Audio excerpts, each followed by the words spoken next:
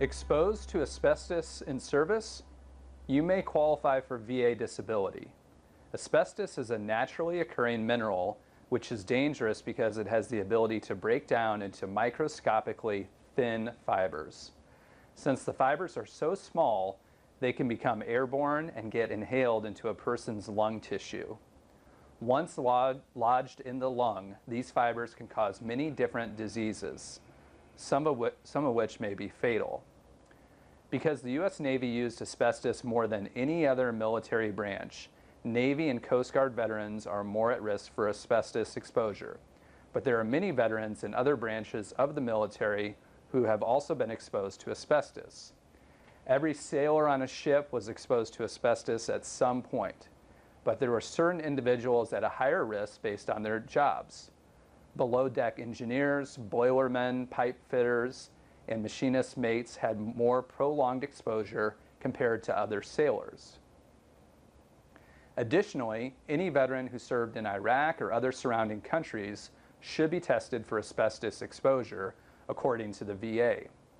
When old buildings in these countries were damaged or torn down, asbestos could have been released into the air and then breathed into the lungs by our service members.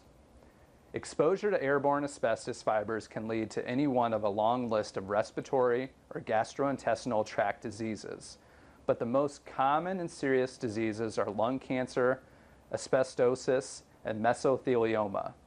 The VA rates mesothelioma and lung cancers caused by asbestos at 100%. Non-cancerous illnesses like asbestosis can be rated anywhere between 0 to 100%. The rating is mostly based on the results of a pulmonary function test. If a veteran dies of a service-connected illness, like asbestos-related disease, certain members of their family may be eligible for compensation. Asbestos-related diseases are unlike most service-connected disabilities. Because these diseases can take decades to develop, they often do not exhibit symptoms until after a veteran retires. In most cases, this means the symptoms and diagnosis were never documented while the veteran was on active duty. This is why a nexus letter is critically important to your case. A nexus letter for the VA is a short letter from your doctor explaining the link between your disability, such as lung cancer, and your service in the military. To successfully file a disability claim for an asbestos-related illness, you must show by at least 50% likelihood that your asbestos illness is from your time in the military.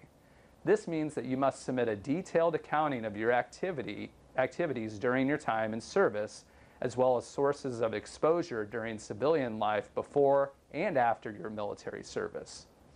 Filing an asbestos claim and meeting VA disability qualifications is a complex process, and there are certain requirements you must meet to be awarded benefits. Asbestos-related disability claims can be particularly difficult, but they can be won. If you have an asbestos-related impairment or any other condition caused or made worse by your time in service, contact us at Cuddigan Law for a free evaluation of your situation.